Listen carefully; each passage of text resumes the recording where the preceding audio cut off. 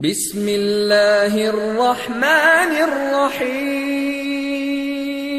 রাস্তা থেকে ফারেগ হচ্ছে 12 বছর 14 বছর লেখাপড়া করে কুলিয়ার সার্টিফিকেট নিয়ে এমনকি মদিনা পড়ে চলে আসছেন। তারপরে দাওয়াতের ময়দানে বলছেন না না না না ওইটা আমার কাজ না, ওইটা আমার আপনার কাজ, এটা আপনার ওপর ফরজ হয়ে আছে, আদায় করতে হবে। এই ফরজ আপনার ফরজটা কখনো ফরজে আইন আর কখনো ফরজে কিফায়া। যখন আপনার পাশে আমার মতো আরো কয়েকজন আছে তখন ফরজে কিফায়া, কিন্তু যেখানে আপনি শুধু একজন আছেন, আপনি ইমাম বুখারী জামিয়াতুল ইমাম বুখারী ফারেগ, আলবানী ফারেগ, শুধু ওই গ্রামে আপনি আছেন, তখন আপনার উপর ফরজে আইন যে আপনি কি করবেন, ইলমকে লুকিয়ে রাখবেন না, ইলমের যাকাত আদায় করবেন। ইলমের যাকাত দিতে হবে।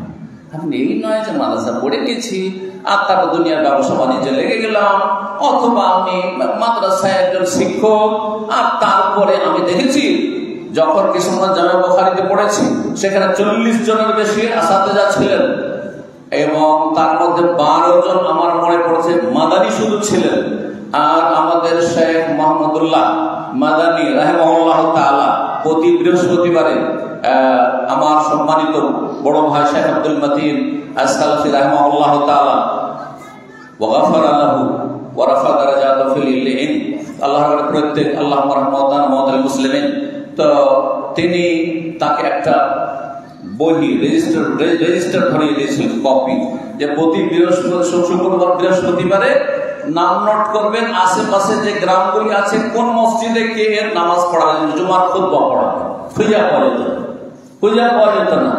আমি যেহেতু সুভাষপল্লীর খতিব ছিলাম তো আমাকে তো বলতে আসতো না, কারণ আমি তো আছি ওখানে।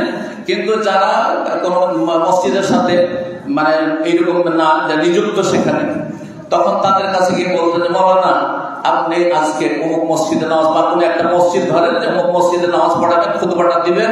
বলে না না না আমার দ্বারা হবে না, বলছে না না না আমার দ্বারা হবে না। কয়েকজন 40 জনের মধ্যে এগুলো তিক্ত অভিজ্ঞতার কথা বলছি। দাওয়াতি ময়দানে, শিক্ষকতার ময়দানে আমি ছিলাম। আমি একজন মনে করতাম আমি শিক্ষক হয়ে থেকে যাব, শিক্ষকতার ময়দানে ছিলাম, কিন্তু রব্বুল আলামিন যে দাওয়াতি ময়দানে কিভাবে নামিয়েছেন মাদ্রাসার ছাত্রদের জন্য আমি আমার অভিজ্ঞতা শেয়ার করছি, যাতে করে তোমরা এখান থেকে উৎসাহিত হতে পারো আর তোমাদের তাসজিহ হতে পারে, তোমাদের অনুপ্রেরণা জাগে যে আমিও কিছু করতে পারবো। এই নয় যে ব্যাস যার দ্বারা কিছু হয়েছে সেই হতে পারবে। হতে পারে যে এই মাদ্রাসার ছাত্র আমার চাইতে অনেক বড় কিছু হইতে পারে।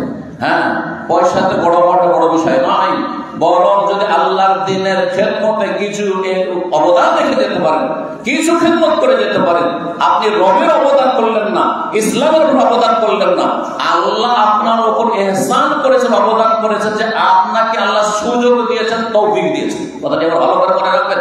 মাদ্রাসার ছাত্ররা অনেকে মনে করে যে আমি কিছু কাজ করতে পেরেছি, মনে হয় ইসলামের অনেক বড় কাজ করে দিয়েছি। না না, বরং আল্লাহ ইহসান করেছেন যে আমাকে একটা সুযোগ দিয়েছেন, রব্বুল আলামিন আমাকে একটা ক্ষেত্র তৈরি করে দিয়েছেন, ফিল্ড তৈরি করে দিয়েছেন। আল্লাহ আমার কথাটা মানুষের অন্তরে নামিয়ে দিয়েছেন, অত মানুষের কথা নামাবার জন্য আল্লাহ একটু শক্তি দিয়েছেন, না হলে অসম্ভব ছিল। এটা আমার পক্ষে সম্ভব ছিল না, আপনার পক্ষে সম্ভব ছিল না। কোন কাজকে অসম্ভব মনে করতে নেই। মাদ্রাসার ছেলেদেরকে মেয়েদেরকে উৎসাহিত করার জন্য আরো কথা বলছি যে এই শেখ মতিউর রহমান আমার খুব প্রিয় ছেলে, যখন জামিয়াতুল ইমাম বুখারীতে পড়ে তখন আমরাও কল্পনা করতে পারিনি, বরং তারও কল্পনাতে ছিল না, তার বাবা মায়েরও কল্পনাতে ছিল না যে এই ছেলের দ্বারা একটা এইরকম জামিয়া, তার সাথে বানিন আর বেসন আর বহুমুখী খেদমত আল্লাহ নেবেন, এটা অকল্পনীয়।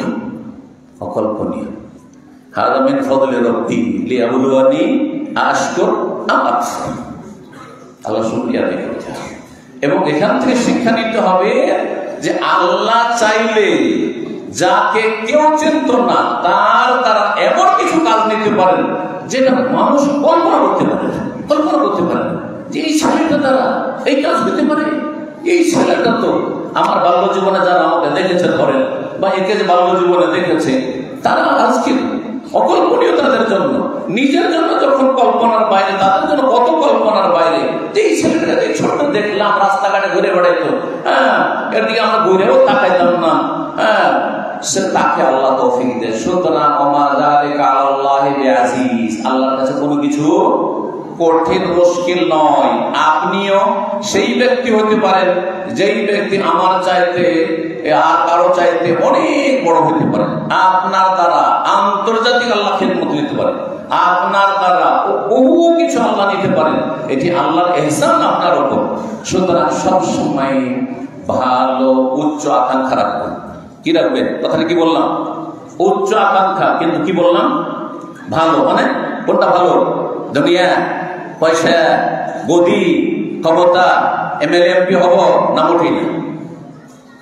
আল্লাহর দিনের কিছু খেদমত করে যাবো, আল্লাহর দিন আমি খাদেম হব, আল্লাহর দিনকে আমি উঁচা করবো, আল্লাহর দিন মানুষের অন্তরে পৌঁছাবার চেষ্টা করবো। এই দিনী এলমের প্রচার প্রসারের জন্য সাহায্যের চেষ্টা করবো। দিনী এলমকে আমি লুকিয়ে রাখবো না, কারণ দিনী এলম মাদ্রাসা থেকে শিখার পরে আলা তালিম হাসিল করলেন দেশে অথবা দেশের বাইরে, আর তারপরে এখানে রেখে দিলেন আপনি, অথবা আপনি মাদ্রাসার কয়জন ক্লাসের ছাত্রে সীমিত করে দিলেন, ব্যাস আমি মাদ্রাসায় পড়াই আর ছাত্র অনেক মানুষ করেছি, আমার ছাত্ররা অনেক অধীনে চলে গেছে, আমার ছাত্ররা অনেক বড় বড় হয়েছে না। এটাকে আপনি যথেষ্ট মনে করবেন না। এদের চাইতে অনেক বেশি হক রাখে ভোলা ভালা মানুষগুলি, ওই যে রাস্তাঘাটে ঘোরাফেরা করছে, ছেলে সারা মানুষ, ওই মাঠে ঘাটে কাজ করছে, অশিক্ষিত মানুষ, আর শিরক বিদআতে লিপ্ত রয়েছে, কুফরিতে লিপ্ত রয়েছে, আর বিভিন্ন পাপ কাবিরা গুনাহে লিপ্ত রয়েছে। সুতরাং আপনার এলেম তাদের কাছে যথাযথভাবে পৌঁছাবার চেষ্টা করবেন। আল্লাহ যেন তৌফিক দান করেন। আর না হলে কঠিন শাস্তি রয়েছে। কেতমানুল ইলম, দ্বীনের জ্ঞানকে কেউ যদি লুকিয়ে রাখে তাদেরকে আল্লাহ কি বলেছেন? উলাইকা ইয়ালআনুহুমুল্লাহ ওয়া ইয়ালআনুহুমুল লাঈনুন, ওদের উপর আল্লাহর লানত রয়েছে আর সমস্ত লানতকারীর লানত রয়েছে। লানতকারী মানে মালায়েকার লানত রয়েছে, মুমিনদের লানত রয়েছে। লানত মানে বদদুয়া, লানত মানে রহমত থেকে আল্লাহ দূর করে দিন। আপনি কি চান যে আপনার ভবিষ্যৎ হোক? আল্লাহ রাব্বুল আলামিন যেন আলেমে দ্বীন, তালেবে ইলম, মাদ্রাসার ছাত্রদেরকে ইখলাসের সাথে ইলম নেওয়ার তৌফিক দান করেন এবং ইলমকে বহন করার তৌফিক দান করেন, ইলমের আমলের তৌফিক দান করেন, ইলমের প্রচার প্রসারে আল্লাহ যেন তৌফিক দান করেন। কথা লম্বা হয়ে যাচ্ছে। মাদ্রাসার যারা ছাত্র ছাত্রী, তুল্লাব তালেবা, এরা হচ্ছে আমানত, এরা আমানত। এই আমানতের দায়িত্ব কাদের ন্যস্ত করা হয়েছে? এক নম্বরে যারা মাদ্রাসার দায়িত্বশীল হয়েছে, দায়িত্বশীল হয়েছে তাদের যে তারা যে এখানে বাপ মাকে ছেড়ে এসছে, মায়ের পেটের ভাই বোনদেরকে ছেড়ে এসছে, আত্মীয় স্বজনকে ছেড়ে এসছে, এবং গ্রামের যাদের সাথে কত তাদের সাথে খেলাধুলা আমোদ ফুর্তি সবকে কোরবানি দিয়ে এখানে মাদ্রাসায় চলে এসছে। সুতরাং এদের যাতে সময়গুলি নষ্ট না হয়, লাইফটা বেকার না হয়ে যায়, যাতে করে এরা তাড়াতাড়ি এগিয়ে যেতে পারে, এদের খোঁজ খবর রাখা শারীরিক, মানসিক, পারিপার্শ্বিক আর তারপরে এদের লেখাপড়া ইত্যাদি সব দিকে যারা জিম্মেদার রয়েছে, দায়িত্বশীল, তাদের ঘাড়ে এই আমানত রয়েছে। এই আমানতের কথা অবশ্যই খেয়াল রাখতে হবে, না হলে আল্লাহর কাছে জিজ্ঞাসিত হবেন। আল্লাহ যেন বুঝার তৌফিক দান করেন। আমানত মুআল্লিমের মুআল্লিমা, শিক্ষক শিক্ষিকা, এদের ভূমিকা আরো বেশি। অনেক সময় দায়িত্বশীল, প্রধান দায়িত্বশীলের কাছে এগুলো খবর পৌঁছেই যে অমুক শিক্ষক দায়িত্ব ঠিকভাবে পালন করেন, অমুক শিক্ষিকা দায়িত্ব ঠিকভাবে পালন করেন না, ছাত্র ছাত্রীদেরকে ভালো করে পড়ায়। এই খবরগুলি মালিকের কাছে পৌঁছে না, মাঝখানে আট তৈরি করা আছে, পৌঁছানো যায় না, পৌঁছানো সেটা আপনাদের উপর। আপনারা যেহেতু সরাসরি ছাত্র ছাত্রীদেরকে তরবিয়ত দিচ্ছেন, তালিম দিচ্ছেন, সুতরাং এই আমানত আপনাদের উপর সবচেয়ে বেশি, যেন তাদের সময়গুলি নষ্ট না হয়। তাহলে এই ক্ষেত্রে কি হওয়া উচিত? এই যে অন্যের ছেলে মেয়েরা এখানে লেখাপড়া করার জন্য এসেছে, তাদেরকে আপনার নিজের ছেলের মতো মনে করতে হবে। আমি একটা কথা বলি, এক সময় ছিল যে মাদ্রাসাতে হাত পা টিপিয়ে দিত, ওস্তাদেরা কি করতো? হাত পা টিপে নিয়ে। অন্য মাদ্রাসাগুলিতে আছে, কিন্তু নতুন মডেলের যে মাদ্রাসাগুলি হয়েছে আলহামদুলিল্লাহ এগুলো থেকে মুক্ত আশা করি, তাই না? জামিয়াতুল ইমাম আলবানী মুক্ত আমি জানি, এটা জামিয়া বুখারী মুক্ত আমি তখন থেকে জানি। আর সালফি সাহেব রাহিমাহুল্লাহ তাআলা পড়া নির্দেশ ছিল যে কোন শিক্ষক যদি হাত পা টিপিয়ে দেয় তাহলে আমাকে খবর দিবেন, খবর আছে। তো কিন্তু যেগুলো ওই পুরাতন ঢাঁচায় চলতে আছে, পরম্পরা মাদ্রাসা চলতে আছে, আগের রোগগুলি এখনো বহাল আছে, বোঝা গেছে না? তো আপনি চিন্তা করুন, আচ্ছা নিজেকে এই বাচ্চাগুলিকে আপনার বাচ্চার জায়গায় রাখুন তো দেখি, আপনার বাচ্চাকে আপনি মাটি পেয়ে দিবেন ডেলি দিতে, আপনার বাচ্চাকে ছেলে মেয়েকে বলবেন এই মাটি বাঁধে, হ্যাঁ আমার তেল মালিশ করে দাও, বলবেন? আচ্ছা আপনার বাচ্চাকে ধরেন যারা যে শিক্ষকগুলো মাটি পেয়ে দিচ্ছেন অথবা তেল মালিশ করে নিচ্ছেন, হ্যাঁ তাদেরকে যদি বলা হয় যে আপনার বাচ্চাকে মাদ্রাসায় পড়ছে, আপনি অন্য ছেলের কাছে গেছেন, আপনার ছেলেটাকে ওর অন্য শিক্ষকের মাথা টিপতে পারে, মাথায় তেল মালিশ করতে পাঠিয়ে দেবে, অবশ্যই দেবেন। তাহলে কেমন মুমিন আপনি চিন্তা করুন তো দেখি। লা ইউমিনু আহাদুকুম, কোন ব্যক্তি খাঁটি মুমিন হতে পারবে না, বেজাইলা মুমিন, হ্যাঁ বেজালযুক্ত মুমিন, দুর্বল ঈমানের মুমিন মুসলিম, নামকে অস্ত্র মুসলিম, হাত্তা ইউহিব্বা লিআখিহি মা ইউহিব্বু লিনাফসিহি, যেটা নিজের জন্য ভালোবাসে, নিজের স্ত্রীর জন্য ভালোবাসে, নিজের ছেলে মেয়ের জন্য ভালোবাসে, ওইটাই যতক্ষণ পর্যন্ত পরের ছেলে মেয়েদের জন্য না ভালোবাসবে। আশা করি বুঝতে পারছেন। আপনার ছেলে মেয়েগুলো পড়ে মানুষ হোক, শিক্ষকেরা চান, শিক্ষিকারা চান আপনার ছেলে মেয়ে পড়ে যেন অনেক বড় মানুষ হয়। তাহলে পরের ছেলে মেয়েরা আপনার কাছে যে লেখাপড়া করছে তাদের ক্ষেত্রেও একই ধারণা থাকে, একই রকমের আচরণ থাকে, এই ছেলেগুলি আমার ছেলের মতোই, কোনো পার্থক্য নাই, এরা যেন পড়ে সাথে মানুষ হয়। কিন্তু আলহামদুলিল্লাহ বলতে হয় কথাটি যে সব আহলে হাদিসদের যে দ্বীনি প্রতিষ্ঠান আছে অনেকটা হক আদায় হচ্ছে, এমন নয় যে এখানে অবহেলা হচ্ছে, অনেকটা হচ্ছে, কিন্তু অনেক কিছুতে ঘাটতি অবশ্যই আছে। বাকি কথা হলো সরকারি প্রতিষ্ঠানে, হ্যাঁ সরকারি প্রাইমারি স্কুল আর হাই স্কুল, হাই মাদ্রাসা আর আলিয়া মাদ্রাসা, রাগ করবেন না, কিন্তু সেসব জায়গাতে খবর পাচ্ছি যে সেসব মাদ্রাসা বা স্কুলগুলির শিক্ষকরা তাদের ছেলে মেয়েদেরকে পয়সা দিয়ে মিশনে পড়তে পাঠাচ্ছে। কেন কেন বুঝতে পারছেন না? পারছেন আমার কথা? এই জন্যই যে আমি যে স্কুলের শিক্ষক, আমি যে হাই মাদ্রাসা আলিয়া মাদ্রাসার শিক্ষক, সেখানে লেখাপড়া হয় না, সেখানে আমাদের শুধু বেতন আছে আর নাম তো আসতে আমরা ডিউটি করি আর ব্যাস কোন রকম করে পড়াই, ফাঁকিবাজি করে। আর যদি মানুষের মতো মানুষ করতে হয় ছেলে মেয়েকে, তাহলে কি করতে হবে? মেশনে পড়াইতে হবে। এই হলো অবস্থা। এমন তো ফেরামত খেল, এমন তো ফেরামত খেল, এর জবাব রবের কাছে কি দেবে? অবশ্যই এর জবাব দিতে হবে। যারা মুমিন মুসলিম আল্লাহ ভীরু, যারা জান্নাতি, যারা জান্নাতুল ফিরদাউসের ওয়ারিস হবে, তাদের সম্পর্কে আল্লাহ রাব্বুল আলামিন বলেছেন সূরা মুমিনুনের শুরুতে, তারা নিজের আমানত আর ওয়াদা প্রতিশ্রুতি চুক্তি রক্ষা করে, হেফাজত করে। তাহলে ওরাই জান্নাতুল ফিরদাউসের ওয়ারিস, ওয়াল্লাযীনা ইয়ারিসুনাল ফিরদাউস হুম ফিহা খালিদুন, জান্নাতুল ফিরদাউসের ওয়ারিস হতে পারে। সুতরাং আমি শিক্ষক শিক্ষিকাদেরকে বলবো যে আপনারা আপনাদের আমানত রক্ষা করবেন।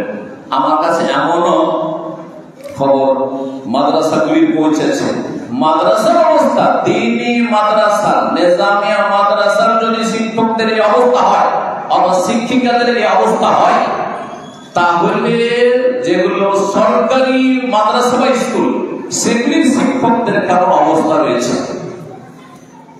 বলি। তাহলে আপনাদের বলছে যে শিক্ষককে না ছাত্রকে, শিক্ষক পড়াশোনা একজন ছাত্রকে আরেকজন ছাত্রের সাথে লাগিয়ে দিয়েছে, এই তুমি পড়াশোনা, তুমি কোরআন শোনো, লাগিয়ে দিয়েছে। একজন শুনছে আরেকজন শোনাচ্ছে, আর নিজে মোবাইল চলছে। বুঝতে পারছেন? এটা যদি আপনি একজন হাফেজে কোরআন, আপনি একজন বাড়ি সাহেব, অথবা একজন আপনি শিক্ষক, হ্যাঁ একজন শিক্ষিকা, আর যদি ক্লাসে মোবাইল টিপি করেন, এটা হালাল না হারাম? হালাল না হারাম? নাকি মাঝামাঝি মাকরুহ? আর মাকরুহ মানে করো না। না মকরু? বিড়ি খাওয়া মকরু, তামাক মকরু। সুতরাং বিড়ি খুব খাও আর বিড়ির ব্যবসা করো, হ্যাঁ, আর ব্যাস, হ্যাঁ, বিড়ি বাঁধো। বিড়ি বাঁধা ছাড়া খেতে পাবে না। এই রুজি, ভারতের রুজি নির্ভরশীল হয়ে গেছে বিড়ি বাঁধার উপর, বা পশ্চিমবঙ্গের জনগণ বা মুসলিমদের রুজি সীমিত হয়েছে বিড়ি বাঁধার উপর। বিড়ি না বাঁধলে মরে যাবে, আর কোন রিজিকের রাস্তা নেই। এই যে ইমানের দুর্বলতা, আল্লাহ হেফাজত করুন। আল্লাহ তওবা করে ফিরে আসার তৌফিক দান করুন। জি, বলছিলাম এইরকম খেয়ানত করবেন না, না হইলে এই খেয়ানতের জন্য কিয়ামতের দিনে হাসরের মাঠে অপদস্থ হইতে হবে। এখন দায়িত্বশীলরা জানতে পারছেন না, কিন্তু সেই দিন গোটা হাসরের মাঠের লোকেরা জানবে যে এই লোকটি কি করেছে, খেয়ানত করেছে, এই লোকটি গাদ্দারি করেছে, এই লোক হারাম রুজি নিয়েছে। আর সেই দিন যাদের হক নষ্ট করেছেন, মাদ্রাসা হক নষ্ট করেছে। মাদ্রাসা কার? একজন শুধু মতিউর রহমানের। এই মাদ্রাসা কার? মুসলিম উম্মাহ। পুরো মুসলিম উম্মাহ আপনার বিরুদ্ধে বাদী হবে, খাসম হবে। ভালো করে মনে রাখবেন, মাদ্রাসা যদি একজনের মালিকানাধীন না, যদি একজন পরিচালনা করছে অথবা একটি কমিটি পরিচালনা করছে, কিন্তু কথাটি ভালো করে মনে রাখবেন যে মাদ্রাসাগুলি হচ্ছে মুসলিম উম্মাহর আমানত। সুতরাং এই আমানতে কোন ধরনের যদি খেয়ানত হয়, তাহলে আপনার আমার বিরুদ্ধে, শিক্ষকের বিরুদ্ধে, ছাত্রের বিরুদ্ধে, ছাত্রীর বিরুদ্ধে, দায়িত্বশীলদের বিরুদ্ধে খাসম বাদী সেই দিন স্বয়ং আল্লাহ রাব্বুল আলামিন হবেন। কারণ আল্লাহর মাদ্রাসা, কার? আল্লাহর মাদ্রাসা, আল্লাহর দ্বীনি প্রতিষ্ঠান। রাব্বুল আলামিন যেন বিষয়গুলো বোঝার তৌফিক দান করেন।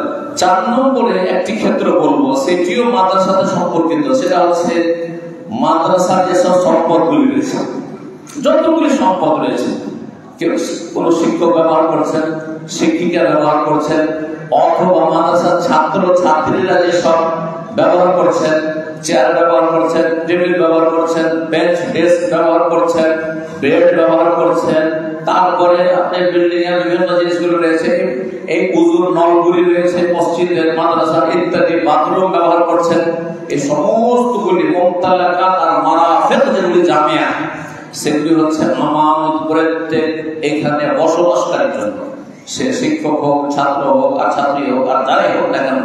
সুতরাং এগুলিতে যদি কি করা হয়, এগুলি নষ্ট করা হয়, এগুলো দূষণপাত করা হয়, এগুলো কোনো কিছু যদি চুরি করে নেওয়া হয়, এগুলো যদি ভাঙচুর করা হয়, তাড়াতাড়ি ভেঙে ফেললেন, নল লাগালো আবার ভেঙে দিলেন, বাথরুমে গেলেন আর তার বাথরুম পরিষ্কার না করে নোংরা করে রেখে দিলেন, আপনার পরে কেউ যদি বাথরুমে যায়, আপনার পায়খানা তাকে সাফ করতে হবে, নাউযুবিল্লাহ মিন যালিক।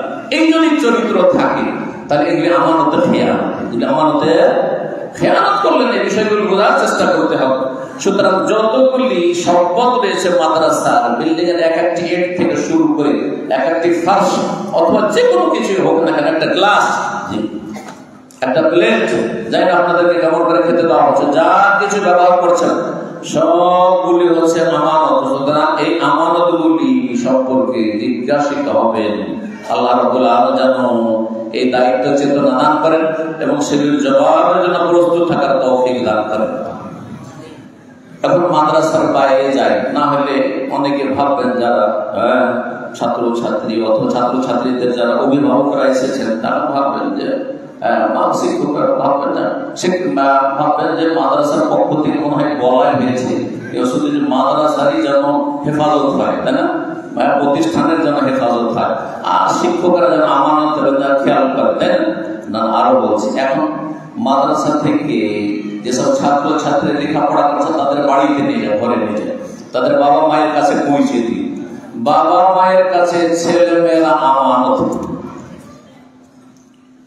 আল্লাহ রাব্বুল আলামিন জিজ্ঞাসা করবেন কিয়ামতের মাঠে, আহাফিজাহুম আম দাইয়াহুম, এই যে তোমার ছেলেরা ছিল, তোমার মেয়েরা ছিল, তোমার স্ত্রী ছিল তোমাদের অধীনে, আর তুমি ছিল অভিভাবক, আমার ছেলে গার্জেন ছিলে, তাদের হেফাজত করেছো না তাদেরকে সর্বনাশ করেছো, নষ্ট করেছো। হেফাজত মানে শুধু শারীরিক পরিচর্যা নয়, হেফাজত মানে শুধু চিকিৎসা দেওয়া নয়, হেফাজত করা মানে শুধু পেটের ভাত দেওয়া নয়, হেফাজত করার মানে শুধু ডাক্তার ইঞ্জিনিয়ার বানানো, যদিও একটা টেন্ডেন্সি এখন তৈরি হয়েছে আমাদের সমাজে, দুটো পয়সা হলেই ডাক্তার বানাইতে হবে, আর তাহলে সবচেয়ে বড় কামাল হয়ে যাবে, তাই না? হ্যাঁ, তো না, ঠিক আছে, অবশ্যই প্রয়োজন আছে। আর তারপরে বহুমুখী আমাদের শিক্ষার প্রয়োজন রয়েছে, যাতে করে বহুমুখী খেদমত করতে পারি আর জাতি স্বাবলম্বী হতে পারে, অন্যের দ্বারস্থ কম হতে হয়। আল্লাহ যেন বোঝার এবং আমলের তৌফিক দান করেন। বলছিলাম যে সার্বিক ক্ষেত্রে বাপ মাকে ছেলে মেয়েদের আমানত রক্ষা করতে হবে। একটি হচ্ছে দুনিয়াবি আমানত, পার্থিব আমানত, আরেকটি হচ্ছে পারলৌকিক আমানত বা দ্বীনি আমানত। কোনটা বেশি গুরুত্বপূর্ণ? দ্বীনি আমানত। কারণ ছেলে মেয়েদের দিনটা যদি সুন্দর করে দেন, আখিরাতটা যদি সুন্দর করে দেন, তাহলে সে যদি দুনিয়াতে রুজি রিজিকের কষ্টও থাকে, তো দুনিয়া থেকে বিদায় নিলে টেম্পোরারি জিন্দেগি, কতদিন বাঁচবেন, কতদিন বাঁচবেন? যারা এখানে আছেন 100 বছর পরে কাউকে খুঁজে পাবেন না, সবাই মাটির তলে আমরা থাকবো। খুব বেশিও যদি বাঁচেন, কতদিন বাঁচবেন? 100 বছরের বেশি? 100 বছর পরে আমাদের কাউকে খুঁজে পাওয়া যাবে না। জি, সব দুনিয়া থেকে বিদায় নেবেন, নতুন প্রজন্ম কেউ আসবে দুনিয়া। আল্লাহর দুনিয়া চলতে থাকবে যতদিন আল্লাহ রাখবেন কিয়ামত পর্যন্ত, কিন্তু আমরা চলে যাব। তাহলে দুনিয়া কয়েকদিনের সামান্য কষ্ট আপনাকে সবর করলেও ইবাদত, আর শুকর করলেও ইবাদত। সুখে থাকলেও ইবাদতের রাস্তা খোলা আছে, আর দুঃখে থাকলেও ইবাদতের রাস্তা খোলা আছে। তাহলে আসল হচ্ছে কি? দুনিয়া না আখিরাত? আসল কি? আখিরাত। আখিরাতে কতদিন থাকতে হবে? জান্নাতে, জান্নাতীদেরকে জান্নাতে কতদিন থাকতে হবে? সময়কাল আছে না? খালিদিনা ফিহা, চিরকাল সেখানে। জাহান্নামে, সেখানেও চিরকাল কাফেরদের জন্য, আর মুসলিম পাপিষ্ঠদের জন্য কিছু কাল, দীর্ঘকাল, বহুকাল। বুঝা গেছে না? কিন্তু জন্মসূত্রে মুসলিম না, বহু জন্মসূত্রে মুসলিম আছে যারা ঈমান ভঙ্গ করে এক গেট দিয়ে জন্মসূত্রে ঢুকেছিল, আর এক গেট দিয়ে বেরিয়ে গিয়ে মুরতাদ হয়ে অনেক দূরে চলে গেছে, তাদের জন্য চিরকালে জাহান্নাম আছে। সুতরাং কখনো এটা মনে করিয়েন না যে আমি মুসলিম ঘরে জন্মেছি, একদিন না একদিন জান্নাত পাবো। এই ধারণা যে আছে, বিশেষ করে আমাদের আহলে হাদিস সমাজে, এই ধারণা মগজ থেকে মুছে ফেলে দিতে হবে। যদি সর্বনিম্ন জান্নাত যাওয়ার যোগ্যতা থাকে, তখনই জান্নাত যাওয়া সম্ভব। আর যদি সেই যোগ্যতাও হারিয়ে ফেলেন নাওয়াকিজে ঈমানের মাধ্যমে, যে কোনো একটি নাকিজে ঈমান, ঈমান ভঙ্গকারী কারণের মাধ্যমে, তাহলে আপনি এটা মনে করিয়েন না যে পাপী তাপী হইলেও, যেমন আমাদের সঙ্গে বেনামাজিরা বলে মুসলমান যখন একদিন না একদিন জান্নাত তো পাবো না। না, ভুল ধারণা আছে, ভুল ধারণা আছে। রমজান বোঝার তৌফিক দান করেন। তো বলছিলাম যে আমানত ছেলে মেয়েদের ক্ষেত্রে রক্ষা করতে হবে। আখিরাত, দিন আগে রক্ষা করুন ছেলে মেয়েদের। আপনার ছেলে যাতে দিনদার হয়, কমপক্ষে ফরজ আদায় করুন। ডাক্তার বানান, ইঞ্জিনিয়ার বানান, নেতা বানান, কিন্তু তাকে মুসলিম বানাইতে হবে। মুসলিম বানাইতে হলে সেই আকীদা মানহাজের বানাইতে হবে, জঙ্গি বানাইলে হবে না, আর শিথিলপন্থী সেকুলার বানাইলে হবে না, আর আপনাকে বেনামাজি বানাইলে হবে না। আমার ছেলে ডাক্তার হয়েছে, নামাজ পড়ে, ও পড়ে, কি বলছে? পড়ে, মানে মাঝে মধ্যে কখনো মন চেয়ে নিলে পড়ে, জুম্মা জুম্মা একটা করে জুম্মা পড়ে না। না, এই দিয়ে কাজ হবে না। আগে মুসলিম বানান, আগে 5 ওয়াক্ত নামাজি বানান, তারপরে দুনিয়ার একবার আকাশে উঠিয়ে দেন, কোনো অসুবিধা নেই। এই জন্য নবী সাল্লাল্লাহু আলাইহি ওয়াসাল্লাম দোয়া হয়েছে, আল্লাহুম্মা আসলিহ লানা দীনানা আল্লাযী হুয়া ইসমাতু আমরিনা ওয়া আসলিহ লানা দুনিয়ানা আল্লাতী ফিহা মাআশনা, দুনিয়া একবার, ওয়া আসলিহ লানা আখিরাতানা আল্লাতী ফিহা মাআদুনা। যদিও বহু বচন বললাম, হাদিসে এক বচন আছে, কিন্তু হাদিসে ওয়াহিদের ছেলে আছে। তো আখিরাতের কথা কয়বার বলা হয়েছে? 2 বার, মানে দিন আর আখিরাত, তাহলে 2 বার হয়ে গেল। আর দুনিয়ার ক্ষেত্রে একবার শুধু বলা হয়েছে। তাহলে দুনিয়া নিচে থাকবে, দুনিয়া মানে নিচে, দুনিয়া মানে তুচ্ছ, দুনিয়া মানে কাছে, সুতরাং নিচে থাকবে। আর আখিরাত, দিন আপনার উপরে থাকবে। এটা বুঝার আল্লাহ রাব্বুল আলামিন তৌফিক দান করেন। এইভাবে আপনার ছেলে মেয়েদের আমানত আদায়, আপনার ছেলেকে আগে নামাজি বানান, তারপরে দুনিয়ার সুশিক্ষিত বানান, চরিত্রবান বানান। আল্লাহ যেন তৌফিক দান করেন। ছয় নম্বরে যে বিষয়টি বলবো সেটা হচ্ছে বাইতুল মাল। বাইতুল মাল বুঝেন? কোন মাদ্রাসার ছাত্র বলবে বাইতুল মাল মানে কি, তরজমা শুধু জিজ্ঞেস করছি। তো সহজ কথা, আমি কিছু কিছু পরীক্ষা করে আমার শ্রোতা ভাইদের বা ছাত্র ভাইদের, হ্যাঁ কে বলছেন না বাইতুল মাল মানে করো, হ্যাঁ বাইত মানে হ্যাঁ ঘর, আর মাল মানে পয়সা। তো কি করে রাষ্ট্রীয় মাল কোন করে হয়ে গেল? আমি অর্থ মিলিয়েছি, শব্দের সাথে অর্থ মিলিয়েছি। বাইতুল মানে কি? বাড়ি, ঘর, বাইত। আর মাল মানে মাল, সম্পদ, সম্পদের ঘর। তো বাইতুল মাল আমাদের সমাজে কাকে বলে? মুসলিম সমাজে বাইতুল মাল কাকে বলে? এটা বাইতুল মালের পয়সা কাকে বলে? শব্দের সাথে যে মিল পাচ্ছে না খুঁজে। বাইতুল মাল মানে পয়সার ঘর। একটা ঘর আছে, ঘরে পয়সা আছে, তাই না? এটাই তো বাইতুল মাল। কেউ সরকারি সম্পদ অথবা রাষ্ট্রীয় সম্পদ অথবা 10 টাকা, এই যে সহজ ভাষা আমাদের আঞ্চলিক ভাষায় কি, এটা 10 পয়সা, এই ফেতরার পয়সা, এই চামড়ার পয়সা, আর এই ওষুধের পয়সা, এগুলো হচ্ছে ধরেন বাইতুল মাল। তো কেন বাইতুল মাল বলা হয়? আসল আছে কি আছে এখানে? একটা শব্দ মাহজুফ আছে। আরো সহজ করে দিলাম, মাদ্রাসা ছাত্র আদরকে বলবো, মাদ্রাসা একটা শব্দ মাহজুফ আছে, উচ্চ আছে কি না? হ্যাঁ ওইভাবে না, বাইতুল মাল, বাইত মাল, আর আরেকটা শব্দ এখানে উচ্চ আছে, দেখছেন? হ্যাঁ বাইতুল মালিল উম্মাহ, হ্যাঁ কাছাকাছি চলে গেছে, কাছাকাছি চলে গেছে। আসলে বাইতুল মাল কখন কায়েম করা হয়? কি বলতে পারে? বাইতুল মাল কখন কায়েম করা হয়েছে? বাইতুল মাল নাম এই শব্দটা আসলে কোথেকে? ওমরের জামানায়। হ্যাঁ বলি তো, কিন্তু আমি এখন আর বুঝবেন না, সাধারণ মানুষ এটা বুঝবেন না। মাদ্রাসা ছাত্র বুঝে বাইতুল মাল, এটা জনগণের সম্পদ কি করে হলো, গ্রামের সবারই সম্পদ কি করে হলো, বা দেশের সম্পদ, জাতির সম্পদ, এটা কি করে আসলো? কোন শেখকে জিজ্ঞাসা করে বা মোদারিসকে জিজ্ঞাসা করে আমি করতে চাই না, জানেন ইনশাআল্লাহ আপনারা, কিন্তু আমি এহরাজে ফেলতে চাই না। আমি নিজে বলে দিতে হয় নাকি বাইতুল মালিল মুসলিমিন, ভালো করে বুঝতে পারেন না ছাত্র চাই বাইতুল মালিল মুসলিমিন। তাহলে জনগণের সম্পদ, দেশের সম্পদ, অথবা গ্রামের 10 জনের সম্পদ, অথবা মাদ্রাসার ফান্ডের টাকা, মসজিদের ফান্ডের টাকা, বুঝা গেছে না? যাকাত হোক, সাদাকাত হোক, ফিতরা হোক, ওষুধ হোক, অমুক হোক, যাই হোক না কেন, এক চাঁদার টাকা হোক, হ্যাঁ এই যে টাকাগুলি আমার কাছে জমা হইল, এটা কার টাকা?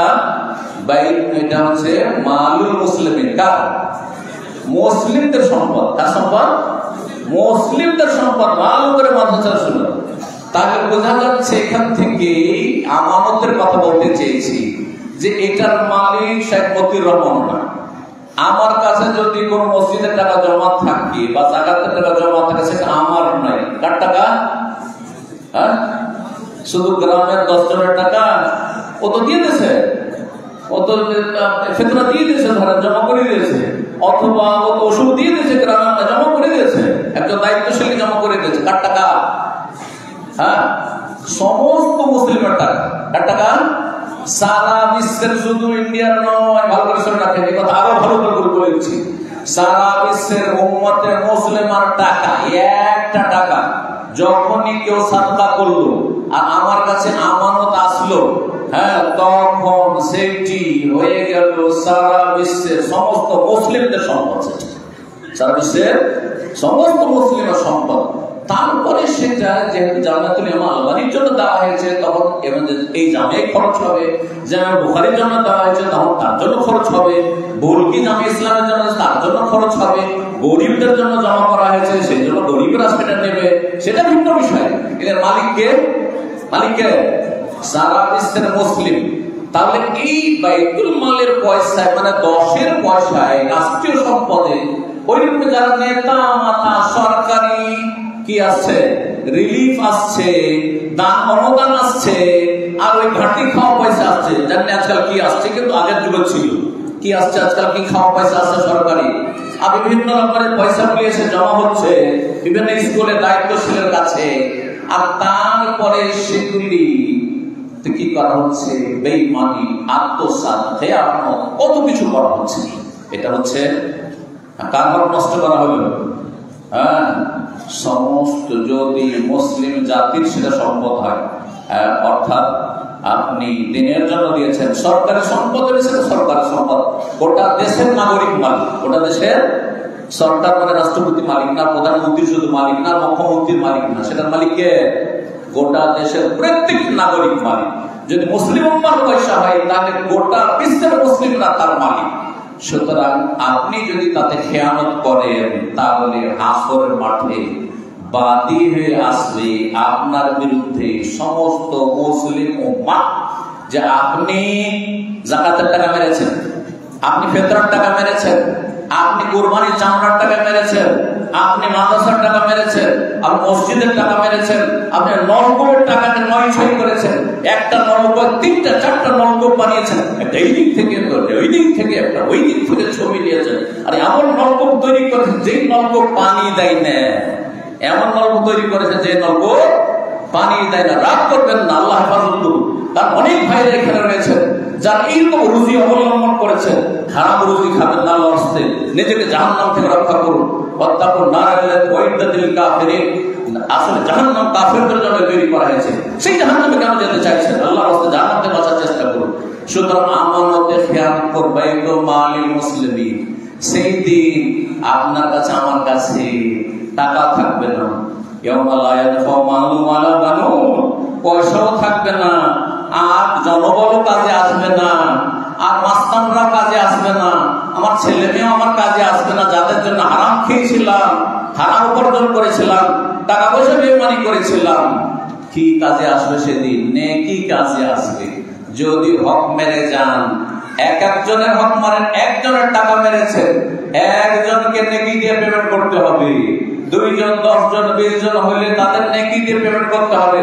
কিন্তু যখন 10-এর হক মেরেছেন, মুসলিম জাতির বাইতুল মালটা, বাইতুল মালিল মুসলিমিন আপনি খেয়েছেন, সমস্ত মুসলিমদেরকে নেকি দিয়ে পেমেন্ট করতে ভাষার মাঠে। এত চারটে বিষয় নয়, এটাকে এত হালকা মনে করলে হবে না। রব যেন আমাদের অন্তরে ভয় দান করেন, আমানতের খেয়াল রাখার তৌফিক দান করেন। সম্মানিত ভাতৃমণ্ডলী, আমি শেষ করতে যাচ্ছি। 6টি বিষয় হয়ে গেছে। 7 নম্বর বিষয়, লজ্জা স্থানের হেফাজত করবে। ছাত্র ছাত্রীদেরকে বিশেষ ভাবে বলছি, মাদ্রাসা শিক্ষক ছাড়া আলহামদুলিল্লাহ তার আল্লাহ ভীরু, কারণ আল্লাহ বলেছে যার কাছে যত বেশি এলেম আছে, এলেমের বরকত হচ্ছে, সে তত বেশি আল্লাহকে ভয় করবে। ইন্নামা ইয়াখশাল্লাহ মিন ইবাদিল উলামা। উলামা মানে মাদ্রাসা পড়ুয়া নয়, উলামা মানে যার কাছে ইলম আছে, যার কাছে যত এলেম আছে, এলেমের দাবি হচ্ছে সে তত বেশি আল্লাহকে ভয় করে গুনাহ থেকে বেঁচে থাকবে। কিন্তু মানুষ ভুলের বিরুদ্ধে নয়, শুধু সতর্ক সাবধান করছি, লজ্জা স্থানের হেফাজত করুন, ইজ্জত আবরুর হেফাজত করুন, নিজের ইজ্জতের হেফাজত করুন, নিজের পরিবার স্ত্রীর ইজ্জতের হেফাজত করুন। জনগণকে বলছি, নিজের ছেলে মেয়েদের ইজ্জত আবরুর হেফাজত করুন, এবং প্রত্যেকে আপন আপন জায়গা থেকে 2টো জিনিসের যদি হেফাজত করতে পারেন তাহলে জান্নাতের জামানত রাসূলুল্লাহ সাল্লাল্লাহু আলাইহি ওয়াসাল্লাম নিয়েছেন। হাদিসকে বলতে পারেন, এই হাদিসটি মাদ্রাসা ছাত্র পড়বে। হাদিস মাইয়াযমানু লিমা বাইনা লাহইয়াইহি ওয়া মা বাইনা রিজলাইহি আযমানু লাহু আল জান্নাহ। লাইহা মানে কি? ওই লাইহা থেকে দাড়ি, বলছি, দাড়ি যেহেতু এখানে আছে, যদি এই জবানের হেফাজত করতে পারেন, জিহ্বার হেফাজত, বাক শক্তির হেফাজত করতে পারেন। বাক শক্তির সাথে আমি আরেকটি ব্যাখ্যা বুঝেছি, সেটা হচ্ছে শুধু বাক শক্তির জবানের হেফাজত না, জবানের 2টো হেফাজত। এই জবান দিয়ে হারাম কথা বলবেন না, শিরকি কুফরি পাপের কথা, গুনাহ কথা, নোংরামি বলবেন না, ফাহিশা কথা বলবেন, কাউকে গালমন্দ করবেন, কাউকে কষ্ট দিবেন না। এই জবানের হেফাজত। আর জবানের আরেকটি হেফাজত হচ্ছে যে জবান দিয়ে হারাম খাবেন না, হারাম রুজির স্বাদ গ্রহণ করবেন। বোঝা যাচ্ছে না? কারণ যৌগ যে স্বাদ গ্রহণ করা এটা জিহ্বার কাজ। এই দুই দিক থেকে জবানে যদি হেফাজত করতে পারেন, আর অবাবাইনা দিয়ে দুই পায়ের মাঝখানের হেফাজত মানে কি? দুই পায়ের মাঝখানের হেফাজত মানে লজ্জা স্থানের হেফাজত। কেমন করে? জুব্বা দিয়ে, কাপড় দিয়ে, শুধু আল খাল্লা দিয়ে না, মোটা শেরওয়ানি দিয়ে, কি দিয়ে? পায়জামা দিয়ে হবে না, লুঙ্গি দিয়ে হবে না, কি দিয়ে হেফাজত করতে হবে? কে বলবে? কেমন করে দুই পায়ের মাঝখানের হেফাজত করবেন? যে বলবে হাত তুলবেন। কেউ নাই মনে হচ্ছে? আরে বাবা তোমার, হ্যাঁ, কি থেকে? বেহায়া থেকে, বেহায়া থেকে বাঁচল। আর হ্যাঁ, জেনা ব্যভিচার থেকে। আর কিছু নেই? সমকামিতা থেকে, জেনা ব্যভিচার থেকে, সমকামিতা লেওয়াদাত থেকে বাঁচতে হবে, সমকামিতা থেকে বাঁচতে হবে। কারণ একটা লোক ব্যভিচার থেকে বাঁচল, কিন্তু সে পুরুষে আসক্ত, সে যুবকে আসক্ত, তাহলে সেই ব্যক্তি আরো নোংরা, নিকৃষ্ট। তার ক্ষেত্রে মহসান গায়ের মহসানের পার্থক্য নেই। জি, সুতরাং এটা বললে হবে না শুধু যে জেনা থেকে সে হেফাজত করল, ব্যভিচার জেনা থেকে বেঁচে থাকবে, লাওয়াতাত থেকে বেঁচে থাকবে, অশ্লীলতা যে কোনো ফাহিশা থেকে বেঁচে থাকবে, এমনকি হস্তমৈথুন থেকে বেঁচে থাকবে।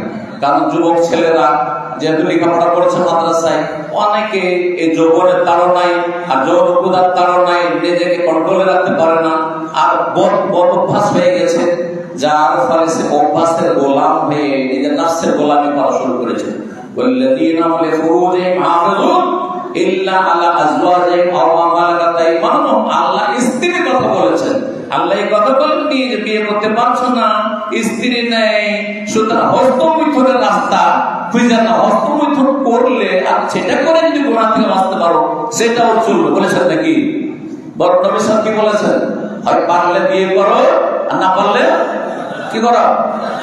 না পারলে ওয়াল্লাম ইয়াস্তাতি ফালাইহি বিসম, সিয়াম পালন করো, সোমবার রোজা রাখো, বৃহস্পতিবার রোজা রাখো, মাসে 3টা করে রোজা রাখো।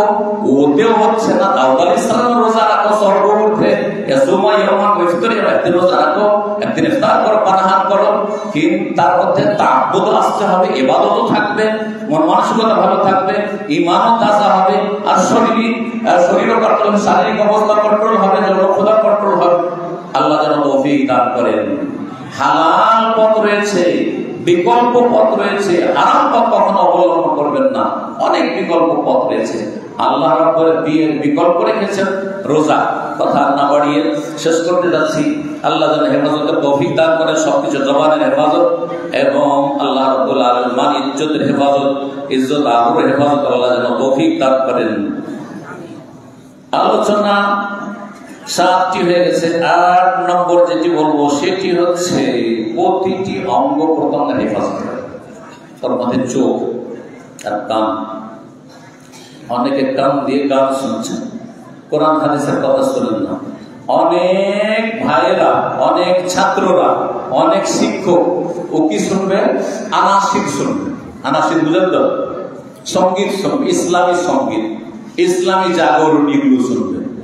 যেই ব্যক্তি শুধু গজল শোনে, নাচ শোনে, এই শোনে, সেই শোনে, জাগরণ শোনে, সঙ্গীত শোনে, ইসলামী গান শোনে। এক লোককে একবার দেখছি, অনেক আগের কথা বলছি, দাওয়াতের ময়দানে, সে কিছু শুনছে এরকম। তো আমি বললাম, কি শুনছেন আপনি? কি শুনছেন? সে কানে লাগিয়ে শুনছে। তো বলছে, আমি ইসলামী সঙ্গীত, ইসলামী গান শুনছি। কার শুনছেন? বলছে যে এই পাকিস্তানের এক মহিলা ছিল, উম্মে হাবিবার গান শুনছি। আউযুবিল্লাহ, আউযুবিল্লাহ। কথা বোঝা গেছে? যেই ব্যক্তি, ভালো করে শোনেন, সালাফরা বলেছেন, ওলামারা বলেন, যেই ব্যক্তি এই ইসলামী সঙ্গীতের নামে এসব সঙ্গীতে বা শের শায়রিতে, কবিতা শোনায়, ছন্দ শোনায় আসক্ত হবে, যাকে ভালো লাগবে, তার অন্তর থেকে কোরআনের মহব্বত বেরিয়ে যাবে। ওর দ্বারা কোরআন তেলাওয়াত নসিব হবে না, কোরআন শুনতে ভালো লাগবে না, কোরআন শুনতে যদি ওকে ভালো না লাগে তো আমার মতো কর্কশ ভাষায় 1 ঘন্টা ধরে ওয়াজ কি করে বা শুনবে? যখন দিনের কথাই শুনবে না ও হেদায়েতে কি করে নসিব হবে?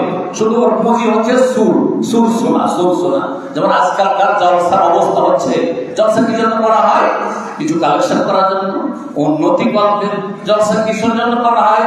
বছরে একটু বিনোদন লাগবে, একটু মেলা ঠেলা লাগবে, যাবো বউ বেটি নিয়ে যাবো, একটু ধুমধাম করে আসবো। জলসা কি জন্য করা হয়? এই জন্য করা হয় যে সেখানে কিছু সুরসার শুনবো। ও ভালো লেগেছে, একজন এসেছিল না, এত সুন্দর ওয়াজ করেছে না, কি বললো যে সেটা বুঝিনি, কিন্তু সুরটা খুব সুন্দর, সুরটা খুবই সুন্দর। এ হচ্ছে জলসার অবস্থা। যার ফলে জলসার আগেই বলেছি যে জলসার কথা আমাকে কেউ বলবেন না আল্লাহর রাস্তায়। জি, তো বলছিলাম অঙ্গ প্রত্যঙ্গের হেফাজত করতে হবে। অঙ্গ প্রত্যঙ্গের হেফাজতে চোখ দিয়ে কত গুনাহ করছে না আজকালকার নারী ফিতনা বড় ফিতনা, প্রাচীন যুগের বনি ইসরাইলের জামানার ফিতনা, আর এই উম্মতের ফিতনা তিরমিজির হাদিসের যে পয়সার ফিতনা থেকে আর নারী ফিতনা থেকে যেই ব্যক্তি বেঁচে থাকতে পারবে সে আজকালকার জামানায় সফল। সোশ্যাল মিডিয়ার জামানায়, ফেসবুকের জামানায়, ইউটিউবের জামানায় আপনাকে নারী ফিতনা থেকে বাঁচতে হবে, পয়সার ফিতনা থেকে বাঁচতে হবে। আল্লাহ যেন তৌফিক দান করেন। এই চোখ রাস্তাঘাটে যেখানে যাবেন শুধু মহিলা, বেহায়া মহিলা, বেপরদা মহিলা, মাথা খুলে চুল খুলে একটা ওড়না পর্যন্ত নেই, টাইট কাপড় পরে আছে, আকর্ষণীয় লেবাস পোশাক করে আসছে, আর যেন ফিতনা লিপ্ত করার চেষ্টা করছে। আল্লাহ কি হুকুম করেছেন? চোখটা নিচে করো, মাথা নিচে করো। শুধু মহিলারা মাথা নিচে করবে না, 2-3 উভয় পক্ষ মাথা নিচে করতে হবে। ওই তাদেরকে থাকবে না, ও কইলে আছে তো আমি করবো কি, ও বেহায়া চলছে তো আমি করবো কি? এটা বৈধতার কোন কারণ নয় যে আপনার জন্য সেটা দেখা হালাল হয়ে গেল। এমনকি অমুসলিম মেয়েদের দিকে তাকানো ওই রকমই হারাম। ভালো করে মনে রাখবেন, এটা কখন মনে করবেন না যে অমুসলিম মহিলা যেহেতু শরীর খোলা চলাফেরা করছে সেজন্য দেখা জায়েজ হয়ে যাবে, কখনো জায়েজ হবে না। আল্লাহ যেন সংশোধনের তৌফিক দান করেন। আর তারপরে 8টি আশা করি হয়ে গেছে।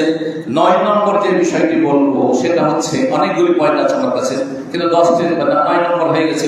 10 নম্বর যেটি বলবো সেটা হচ্ছে দেশের আমানত রক্ষা করতে হবে। কি করতে হবে? দেশ হচ্ছে আমানত।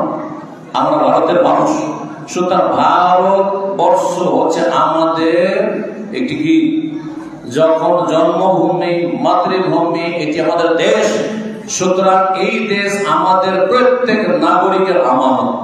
সুতরাং এই দেশের কোনোভাবে ক্ষতি হোক, অর্থ সম্পদের ক্ষতি হোক আর নিরাপত্তার ক্ষতি হোক, যে কোনো ধরনের ক্ষতি হোক না কেন, এমন কাজ থেকে অনেক দূরে থাকতে হবে। এই শিক্ষা ইসলাম দিচ্ছে।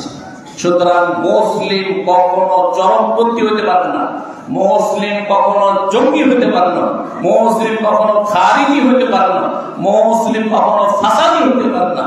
না না না, ফাসাদ। আপনি এখানে যদি এমন কোনো কথা বলেন যেই কথা বললে সেখানে ফাসাদ হতে পারে, তাহলে সেখানে যদি আপনি অপকর্মে লিপ্ত হয়ে যান, নাশকতামূলক কাজে লিপ্ত হয়ে যান, বা যারা নাশকতামূলক কাজ করছে, যারা দেশকে ধ্বংস করার চেষ্টা করছে, দেশের নিরাপত্তাকে শেষ করে দেওয়ার চেষ্টা করছে, তাদের পাশে যদি দাঁড়ান, তাদেরকে যদি সাপোর্ট করেন, তাদের সাথে যদি আপনার যোগসাজ থাকে, তাদের সাথে যদি আপনার চলাফেরা লেনদেন থাকে, তার মানে আপনি দেশের বড় খেয়াল করছেন, আপনি গাদ্দারি করছেন।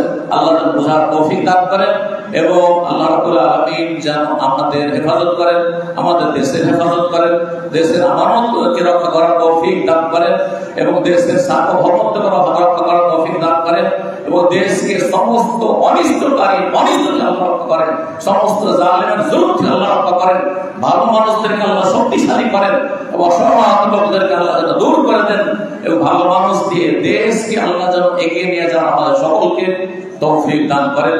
এখানে আমরা আজকের আলোচনা শেষ করছি। জাযাকুমুল্লাহু খাইরান। এবং শেষখানে আবার আপনাদের সকলের শুকরিয়া আদায় করছি এবং এই প্রতিষ্ঠান দেখে এবং এই ছাত্রদেরকে দেখে যে আমি খুশি অনুভব করছি সেটি আমার ভাষায় আমি প্রকাশ করতে পারবো না। আল্লাহ যেন এটাকে টিকিয়ে রাখা তৌফিক দান করেন, কবুল করেন এবং আমার আগমনটিকে, আমার আশাটিকে এখানে আল্লাহ যেন বরকতপূর্ণ করেন, আমার জীবনে বরকত দান করেন, আপনাদের সার্বিক জীবনে আল্লাহ যেন বরকত দান করেন এবং যে সব ভাই বোনেরা এখানে এসেছেন সকলকে আল্লাহ দিন দুনিয়ার সার্বিক যেন কল্যাণ দান করেন এবং সমস্ত বালা মুসিবত থেকে আল্লাহ হেফাজতে রাখেন, হালাল রুজিতে বরকত দান করেন, আমানতের হেফাজতের তৌফিক দান করেন, নিজ নিজ দায়িত্ব পালন যেন আল্লাহ তৌফিক দান করেন এবং গাফিলতি থেকে, খেয়ানত থেকে, বেঈমানি থেকে, আত্মসাৎ থেকে, সমস্ত বর্জনিত থেকে আল্লাহ আমাদেরকে যেন হেফাজতে রাখেন। আল্লাহ রাব্বুল আলামিনের কাছে সার্বিক কল্যাণ কামনা করে এখানে আমার আলোচনা শেষ করছি। রব্বানা আতিনা ফিদ দুনিয়া হাসানা ওয়া ফিল আখিরাতি হাসানা ওয়া কিনা আযাবান নার। সুবহানা রাব্বিকা রাব্বিল ইজ্জাতি আম্মা ইয়াসিফুন ওয়া সালামুন আলাল মুরসালিন ওয়াল হামদুলিল্লাহি রাব্বিল আলামিন। আসসালামু আলাইকুম ওয়া রাহমাতুল্লাহি ওয়া বারাকাতুহু। বিসমিল্লাহির রহমানির